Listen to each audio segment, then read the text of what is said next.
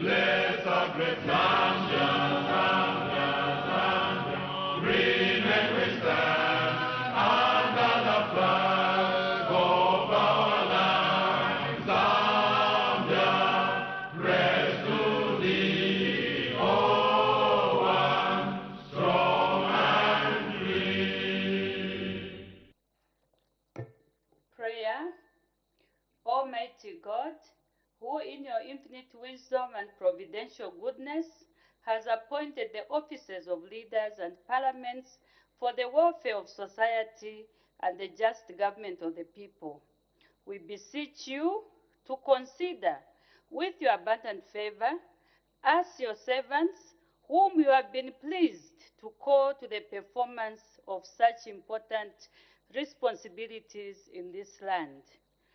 Let your blessings descend upon us here in Parliament assembled, and grant that we may, as in your presence, treat and consider all matters that shall come under our deliberation in so just and faithful a manner as to promote your honor and glory, and to advance the peace, prosperity, and welfare of our country, and of those whose interests you have committed to our charge. Amen.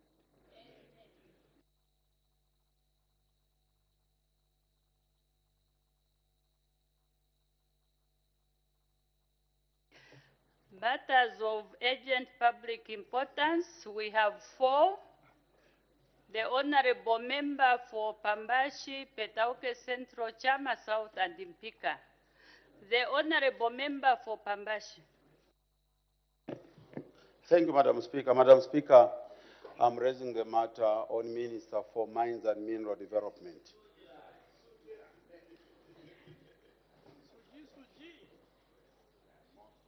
You may go ahead, Honorable. Madam Speaker, last year I raised a similar matter, but this is a new incident. And I think as the people of Luapula, we are losing patience, and we feel we are being neglected. Madam Speaker, this morning today, the police impounded 2 trucks of sugilite that are believed to be mined in Milenge district, near the village called Zibututu.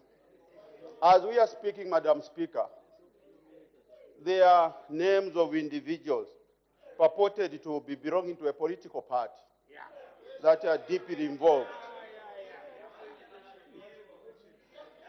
This is a serious matter.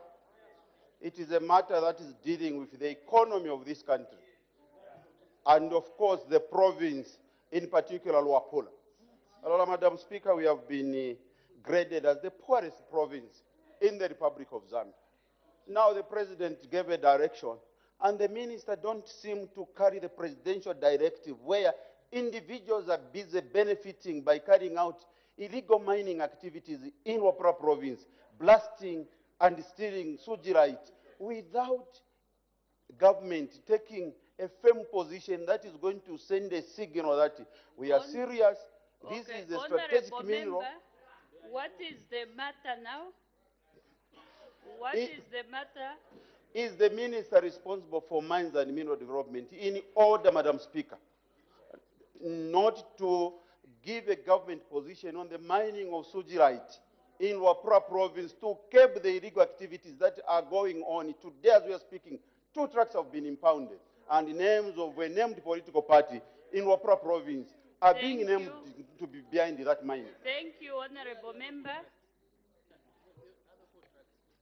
Much as that matter is urgent, it does not fall under matters of urgent public importance, because this is an issue which doesn't need urgent attention, because no catastrophe will result if it's not attended to urgently. Order, honorable members.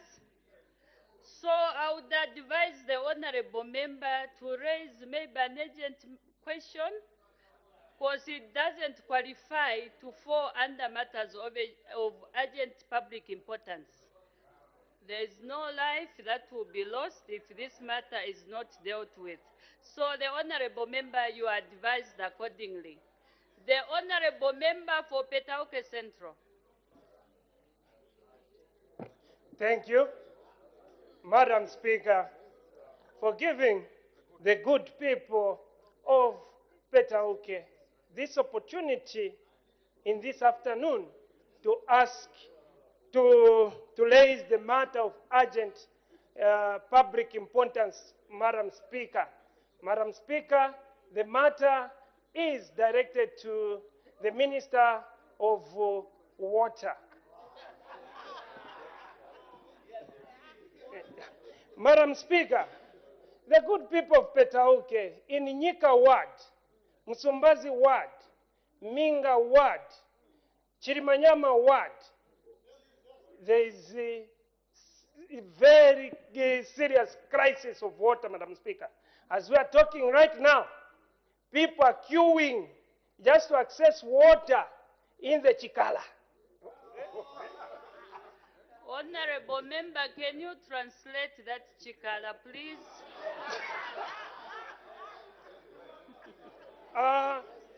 Thank you, Madam Speaker.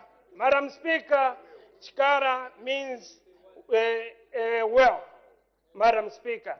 They are queuing people in my constituency like they are queuing for fuel or maybe for unga, Madam Speaker, which is not good. Now, is the Minister of Water in order to be sitting, to be incompetency? Order, Honorable Member. To be incompetent. Order, Honorable Member for Petauke. I think we have the standing orders here which guide you how to raise these matters. You don't have to accuse somebody, the minister, to be incompetent. The Honorable Member for Petauke, are you listening? Please, let's follow the rules which are in this book, our standing orders, without necessarily involving other members seated peacefully on their seats. Can you please wind up your matter of urgent public importance?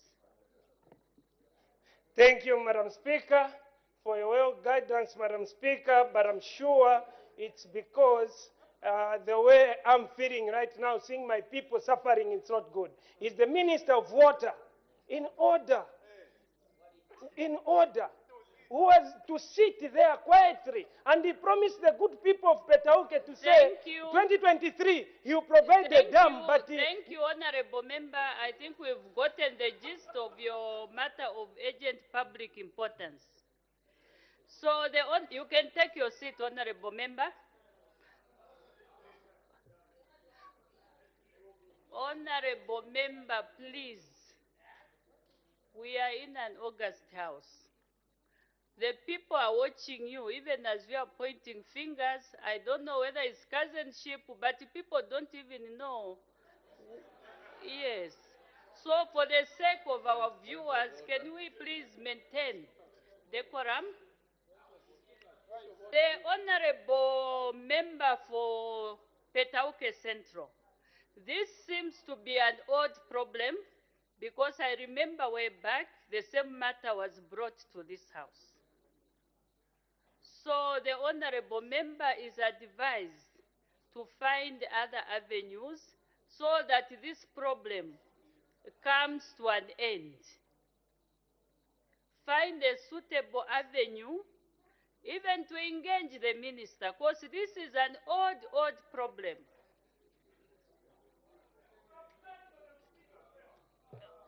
Order, Honorable Member. Order, Honorable Member, please. The Honorable Member of Petauke, please, do you want to be with us for the rest of this day in the House? Let's maintain order. We move on. The Honorable Member for Chama South. Thank you. We have prophecy, Madam Speaker. A prophet from Mpika is correct. Madam Speaker, we are very worried the people of Chama South. I want to tell you, Madam Speaker, that last time, 2 weeks ago, I visited Chama. You should have heard that the honorable member has actually been killed by an elephant. The situation is really out of hand. Just yesterday, we've lost 2 lives. In Chama North, an old lady, together with other women, went to gather or get some firewood. An elephant charged and killed one person, 60-year-old Judith Tumbe. In Chama South, as the youths went to draw water, as the boy lowered his bucket, a hippo cut off his head. A grade 6 boy from Chama South constituency in Virimkuru Ward, Kanga area. Madam Speaker, this is the issue that we've been bringing on the floor of the House almost every time. We know the Honorable Minister of Tourism. I know him to be an action-oriented man. Is he in order to enjoy a very good aircon that you are providing and sit there quietly when our lives, Honorable Mtachalo, when he visits the constituents and I, Just 14 wind up hours, your Madam matter. Speaker, no, it's how serious it is. No, I've heard it's very serious. We've lost life, yes. 13 hours, we Lives. need to abandon meetings, because if we go beyond that, our people lose their lives, either to elephants and many other animals. How best can we resolve this problem, Madam Speaker? As much as we appreciate this wildlife, but God created us to be supreme over these wild animals. I seek your serious ruling before Honorable Mtachalo and I can start crying in this parliament. I submit, Madam Speaker. Thank you. Truly, this matter has been coming over and over. It's not the first time that we are hearing about this matter. Maybe the Minister of Tourism, I don't know what your comments are over the same, or you need time to go and prepare. I don't know whether you want to comment now. You can go ahead, Honorable Minister. Madam Speaker, thank you for giving me this opportunity to quickly respond to that matter of urgent public importance raised by my colleague, Honorable Chama South, Member of Parliament. Madam Speaker, agreed, this concern has been raised by a number of my fellow colleagues, members of Parliament in here. And I wish to report, Madam Speaker, that one of the grave reports we got not so long ago was that in Livingstone, where we did lose 2 lives, and one of the lives is actually still hospitalized. And quickly, within the Ministry of Tourism, we put together a rapid response team that has been going around the city to educate the community, sensitize the community, as well as making sure that some of these animals that seem to be leaving the park into the communities are actually taken back into the parks. Madam Speaker, you will agree with me that law enforcement is an expensive venture, and we would like to use what we are doing in Livingstone today, which is obviously a 30-day program, to be replicated in problem areas such as Chama North, as well as Chama South, and indeed these other areas. And also our plea is that we are now reactivating the existing honorary wildlife police officers across the country. We are also talking to our colleague members of Parliament who have actually been enlisted in that particular aspect also, to see how best we could ensure that these animals are kept in check. Now, in as much as we sympathize with the lost lives, Madam Speaker, it's also very disheartening to actually learn that certain areas, our communities insist on going to these rivers or indeed lakes that are hippo-infested, crocodile-infested. And we all know that they go to these rivers sometimes to fetch for water. So we encourage our colleague members of parliament to please sink as many boreholes as you possibly can away from these rivers. Please use your constituency development funds that are available in your constituencies so that our communities desist from going to the rivers and the lakes. I have noted with concern, Madam Speaker, places such as Luangwa, the Luangwa River, which obviously houses the largest population of hippos in the world today, is one particular area where we find our boys and girls, instead of going to school, they find themselves swimming in those particular areas. Madam Speaker, I submit. Thank you so much. Since we had the ministerial statement not long ago, I'm going to allow a few questions. Is it on the minister? What is the point of order?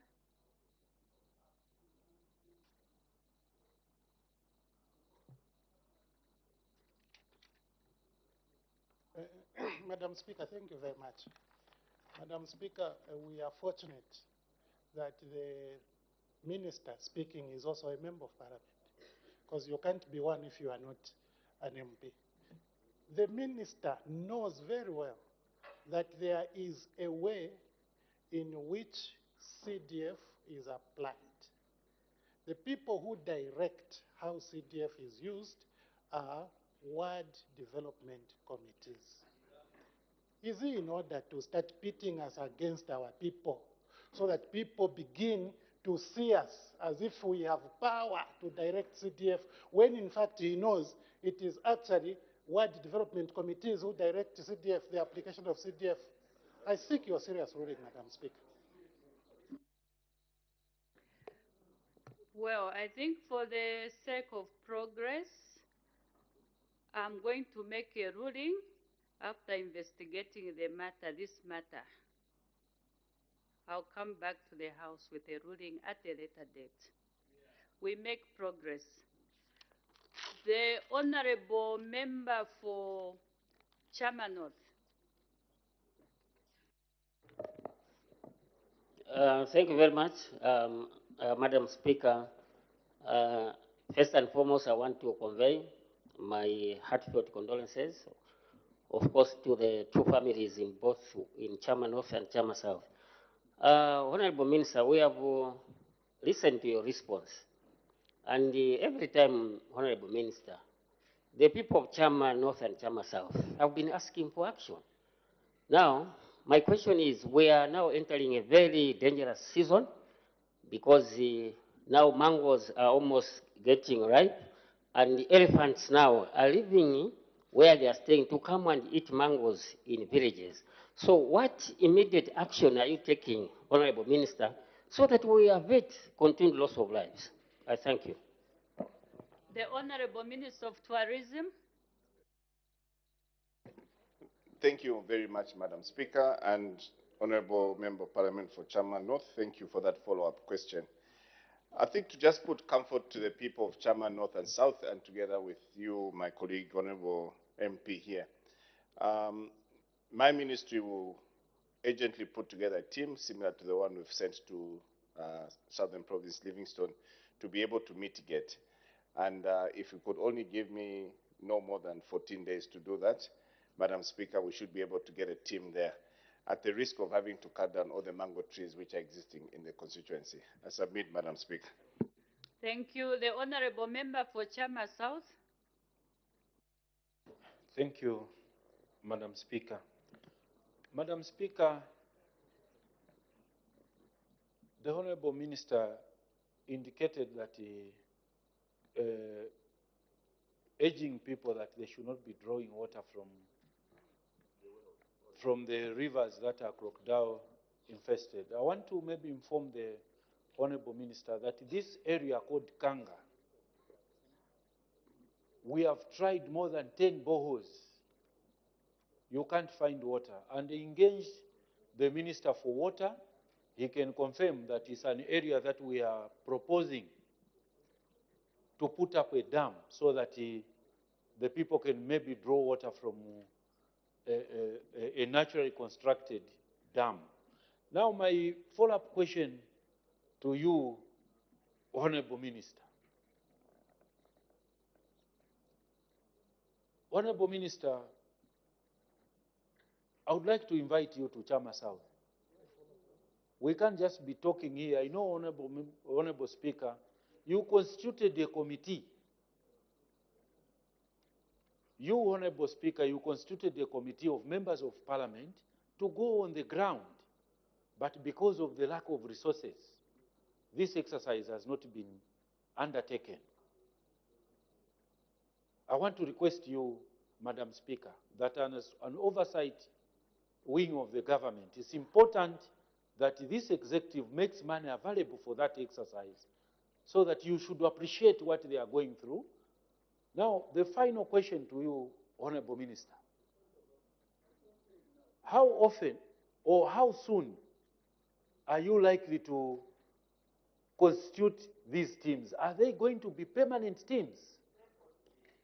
Because the people, I want to tell you, Honorable Minister, these 14 hours, in some villages, they are in their houses. They can't come out. In Chama South, you can't even, they don't know how a vegetable looks like. So what is the question, Honorable Member? Are these teams going to be permanent in almost all the villages, or is just one team which at the end of the day will be ineffective? I submit, Madam Speaker. The Honorable Minister of Tourism. Thank you very much, Madam Speaker, and thank you for that follow-up question. Madam Speaker, I thought I was very, very clear with the response I gave earlier. We will constitute a team specifically for the two constituencies within the 14-day period. And your rider question as regards to whether the teams are going to be permanent or indeed just ad hoc. The whole idea, Madam Speaker, is that those teams that we take there are purely twofolds. Number one, law enforcement to curb poachers. Number two is community sensitization. We've been talking about how to coexist with these animals. And that is exactly what the team is doing. Some people within those communities may not know how to handle these wild animals. But the very fact that the team will be there, expert advice will be given to them, you'll actually find that a 30-day, 60-day operation might change the landscape and how you live with those particular animals. Madam Speaker, I submit. Thank you. The questions are almost similar to the questions that were asked during the ministerial statement. I'll take the last two. The Honorable Member for Bangwaulu and the Honorable Member for Kanchivia. Thank you, Madam Speaker. Minister, this issue has become endemic now. Almost it comes up every month, every 2 weeks.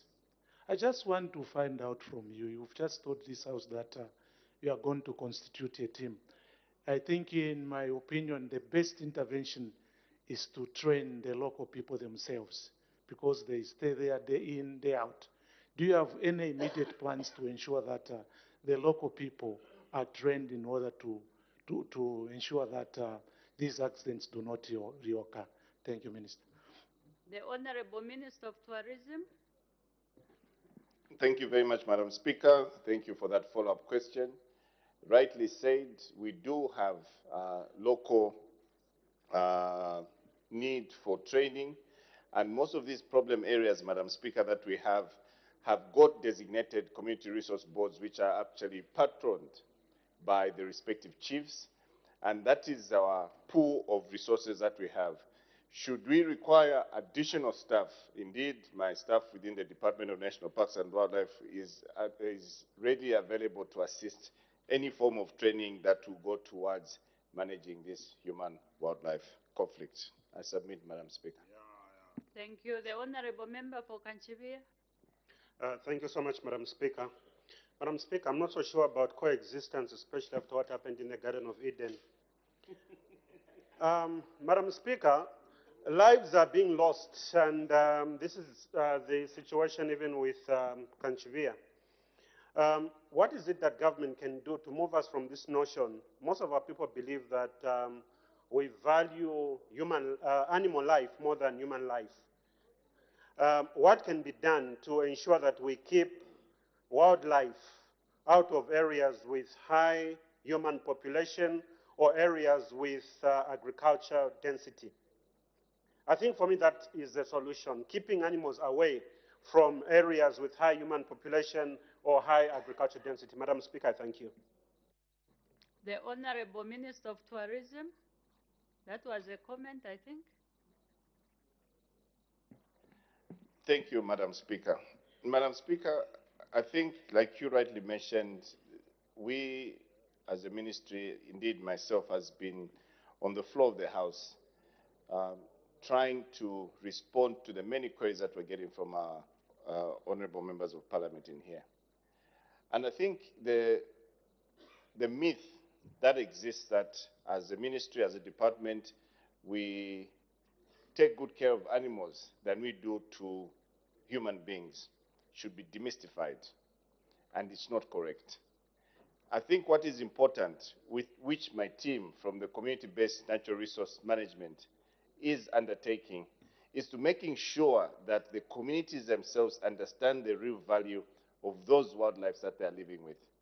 Only until that is achieved will the community now get to understand that we can actually coexist with these animals. For a very long time, Madam Speaker, communities have been robbed of that natural resource that they have. And that is the reason why, Madam Speaker, you saw an impasse between my ministry and those who for a long time were enjoying the fruits of having to use these particular animals for their own selfish needs. We, in the Ministry of Tourism, put a stop to it as government. We ensured that the communities now get the real benefit